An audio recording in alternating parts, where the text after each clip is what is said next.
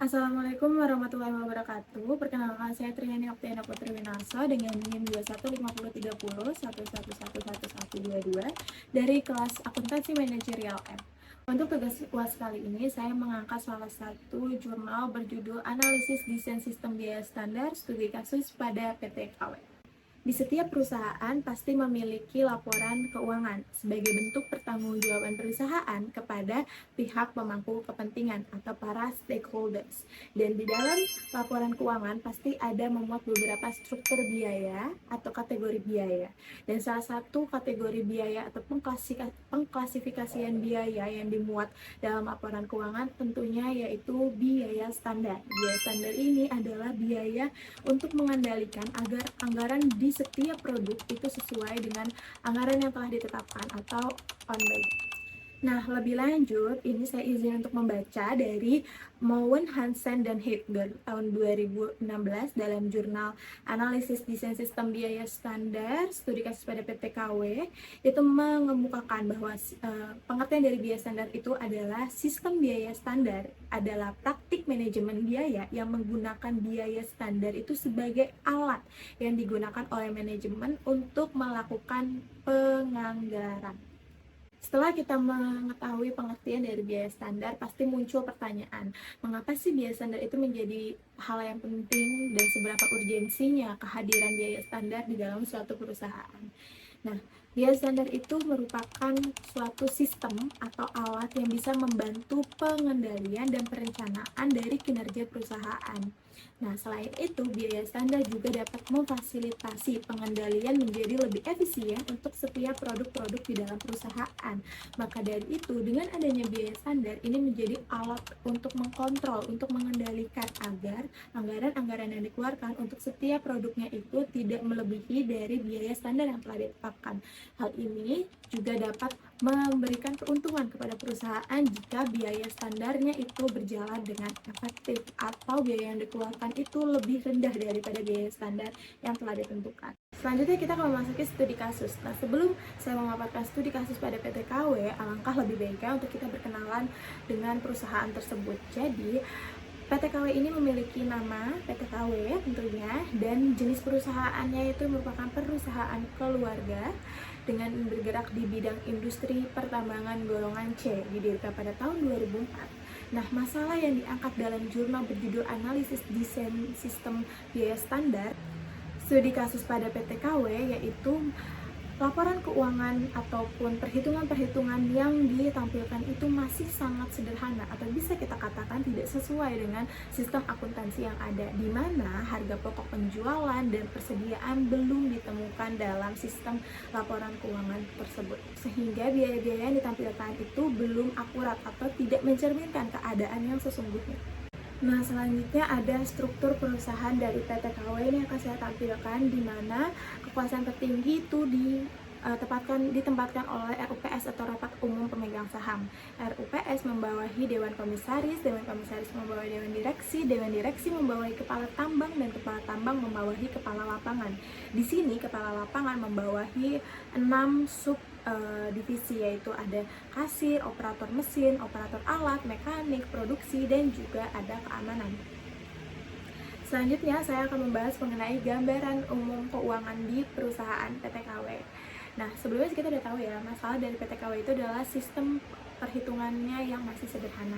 Nah, benar adanya bahwa gambaran umum keuangan perusahaan ini seperti itu, sehingga menurut laporan yang disajikan dalam jurnal ini, seluruh biaya itu dilihat setelah ada realisasinya atau realitanya tanpa ada perkiraan atau perencanaan penganggaran di sebelumnya.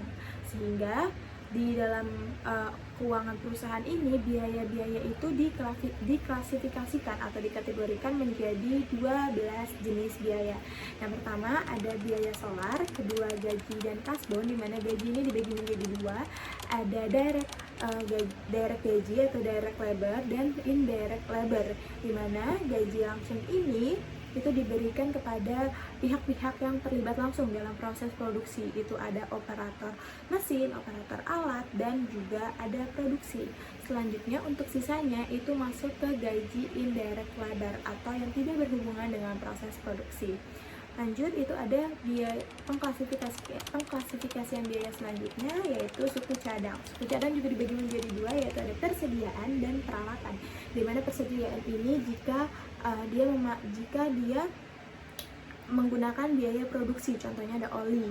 Selanjutnya kalau peralatan itu dikategorikan pembeliannya itu sebagai aset dari perusahaan PT KW.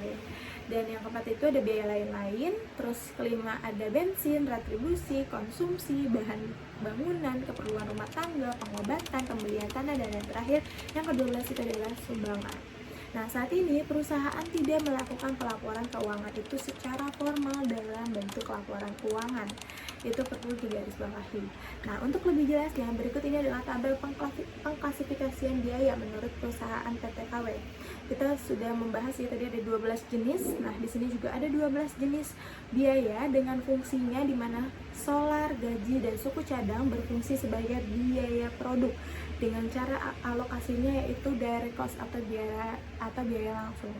Nah, selanjutnya itu dari biaya lain-lain sampai ke sumbangan itu merupakan biaya periode dengan cara alokasinya indirect cost atau biaya tidak langsung.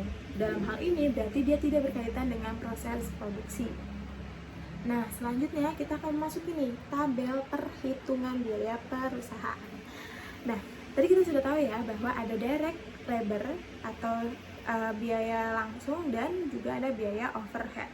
Nah, kita bisa lihat bahwa jumlah dari seluruh total produksi itu adalah 38156 dengan presentasinya itu 100%. Di sini presentasi paling sedikit yaitu listrik ya, itu ada 0,0% dengan jumlah 16,7. Nah, karena kita membahas biaya standar, berarti kita harus mencari selisih dari biaya standar dan biaya aktual atau biaya yang sebenarnya direalisasikan oleh perusahaan PT KW. Maka dari itu, ini merupakan tabel selisih perhitungan biaya di perusahaan PT KW.